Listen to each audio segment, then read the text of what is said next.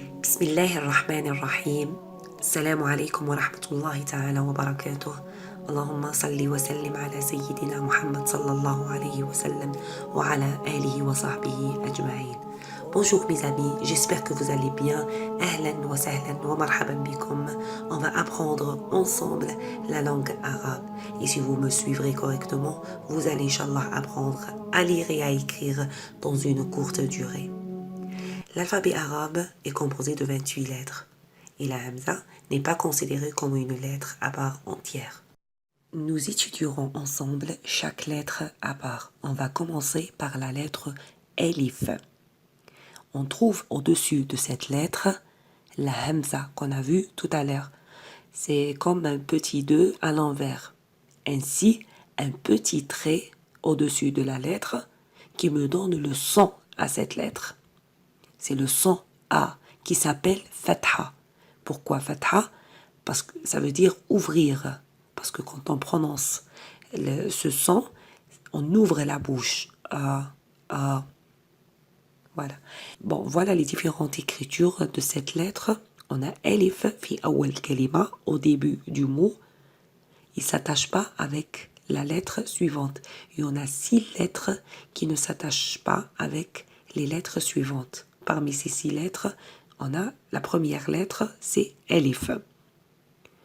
Au milieu du mot, il peut s'attacher avec la lettre précédente, mais pas avec la lettre suivante. On le trouve de cette façon. Ainsi, on peut le trouver à la fin du mot. Et à la fin du mot, on peut trouver que la hamza toute seule. Après, ça dépend des mots. Exemple, Elif, A, Mithla, Aqsa, la mosquée d'Aqsa. On voit ici l'exemple. Par exemple, A, on a laissé un petit espace pour écrire le reste des lettres parce que le Elif, il ne s'attache pas avec les lettres suivantes. La lettre suivante, Harful Ba. Harf, ça veut dire la lettre. Ba, elle possède un point en bas. Et toujours le petit trait au-dessus de la lettre qui me donne le son à la lettre. Parce que le bas, le début de la lettre bas, c'est B. Et quand je fais rentrer le son E, ça fait B. B.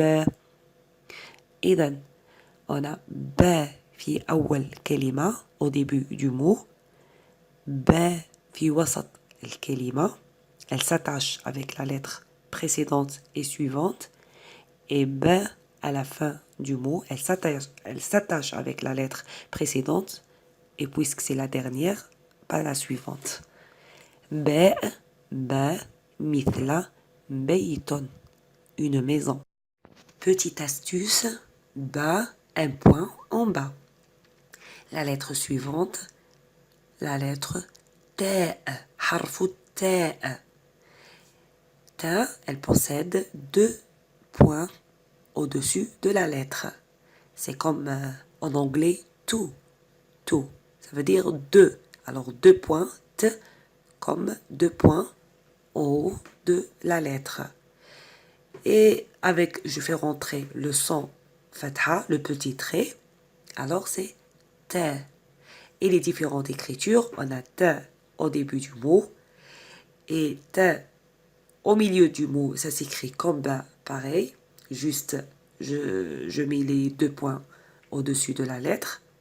Et ici, ces trois, c'est les différentes écritures à la fin du mot. Ici, à la fin du mot, maftouha. Ici, marbota. Ici, ça dépend des mots. Après, ta, mithla, tamron. Les dates. La lettre suivante, harfu tha. Tha, 3 points au-dessus de la lettre. C'est comme 3 en anglais, c'est 3. Alors 3 points au-dessus de la lettre. Et je fais rentrer le son fatha, le petit trait. Alors c'est le début, c'est th, th. Quand je fais rentrer le son fatha, c'est tha. On a les différentes écritures de cette lettre. Tha fi awal kalima, au début du mot. Tha fi wasat al kalima. Et tha fi akhir kalima, à la fin du mot. Tha, mithla, thallajaton. Exemple, thallajaton, réfrigérateur. Voilà, essayez d'apprendre ces 4 lettres et les écrire plusieurs fois. sans regarder pour les retenir correctement. Trouvez en bas un lien pour télécharger un guide qui vous aidera à écrire. Attention, il ne faut jamais se baser sur la phonétique, sinon vous allez vous tromper. Il faut se baser sur la prononciation. J'espère que cette vidéo vous a plu. N'hésitez pas à vous abonner et à liker pour suivre les différents cours qui concernent la langue arabe. Je vous donne un rendez-vous dans la prochaine vidéo. Wassalamu alaikum wa rahmatullah.